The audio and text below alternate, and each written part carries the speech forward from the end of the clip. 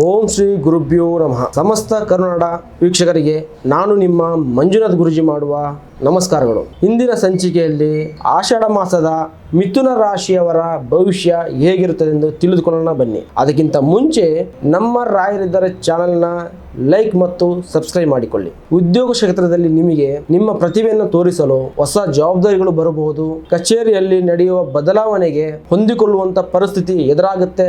ಉದ್ಯೋಗ ಹುಡುಕ್ತಾ ಇರೋರಿಗೆ ಒಳ್ಳೆಯ ಮಾಹಿತಿ ಸಿಗುವ ಸಾಧ್ಯತೆ ಇದೆ, ಆದರೆ ಅಂತಿಮ ನಿರ್ಧಾರಕ್ಕೆ ಸ್ವಲ್ಪ ಸಮಯ ಹಿಡಿಬಹುದು. ಇನ್ನು ಆರ್ಥಿಕವಾಗಿ ಆದಾಯದಲ್ಲಿ ಯಾವುದೇ ದೊಡ್ಡ ಅಡಚಣೆ ಕಾಣಿಸದಿದ್ರೂ ಕೂಡ ಹಣಕಾಸಿನ ಯೋಜನೆ ಸರಿಯಾಗಿರಬೇಕು. ಹಳೆಯ ಬಾಕಿ ಹಣ ನಿಮ್ಮ ಕೈ ಸೇರುತ್ತೆ. ಅನಗತ್ಯ ಯಾರ್ದೋ ಮಾತನ್ನ ಕೇಳಿ ನಿಮ್ಮ ಹಣವನ್ನ ಹೂಡಿಕೆ ಮಾಡಬೇಡಿ. ಇನ್ನ ವ್ಯವಹಾರದಲ್ಲಿ ಹೊಸ ಪರಿಚಯಗಳು ನಿಮಗೆ ಮುಂದಿನ ದಿನಗಳಲ್ಲಿ ಉಪಯೋಗವಾಗುತ್ತೆ. ಗ್ರಾಹಕರ ಜೊತೆ ಉತ್ತಮ ಮಾತುಕತೆ ಇಟ್ಕೊಳ್ಳೋದ್ರಿಂದ ಲಾಭದ ಅವಕಾಶಗಳು ಹೆಚ್ಚಾಗುತ್ತೆ. ಸ್ಪರ್ಧಿಗಳ ಚಟುವಟಿಕೆಗಳ ಬಗ್ಗೆ ಸ್ವಲ್ಪ ಗಮನ ಕೊಡಿ. ಇನ್ನ ಪ್ರೀತಿಯ ವಿಷಯದಲ್ಲಿ ನಿಮಗೆ ಪರಸ್ಪರ ನಂಬಿಕೆ ಬಹಳ ಮುಖ್ಯ. ಸಣ್ಣ ಅನುಮಾನಗಳಿಗೆ ಅವಕಾಶಗಳನ್ನು ಕೊಡಬೇಡಿ. ಯಾರೆಲ್ಲ ಮದುವೆ ಆಗಬೇಕಂತ ಯೋಚನೆ ಮಾಡ್ತಾ ಇದ್ದೀರಾ, ಕುಟುಂಬದ ಬೆಂಬಲವನ್ನು ನಿಮಗೆ ಸಿಗ್ತದೆ. ಇನ್ನ ಮನೆಯ ಕೆಲವು ಜವಾಬ್ದಾರಿಗಳು ನಿಮ್ಮ ಹೆಗಲೇರಿ ಬರ್ತದೆ. ನಿಮ್ಮ ಕುಟುಂಬದ ಸದಸ್ಯರೊಂದಿಗೆ ಉತ್ತಮ ಸಹಕಾರ ಸಿಗ್ತದೆ. ಇನ್ನ ಆರೋಗ್ಯದ ವಿಚಾರದಲ್ಲಿ ದೇಹಕ್ಕೆ ವಿಶ್ರಾಂತಿ ನೀಡುವುದು ಹಾಗೂ ಸಮಯಕ್ಕೆ ಆಹಾರ ಸೇವನೆ ಮಾಡುವುದು ಮುಖ್ಯ. ಹೆಚ್ಚು ಒತ್ತಡವನ್ನ ತೆಗೆದುಕೊಳ್ಳುವುದು ತಪ್ಪಿಸಿ. ಮಿಥುನ ರಾಶಿಯ ಅಧಿಪತಿ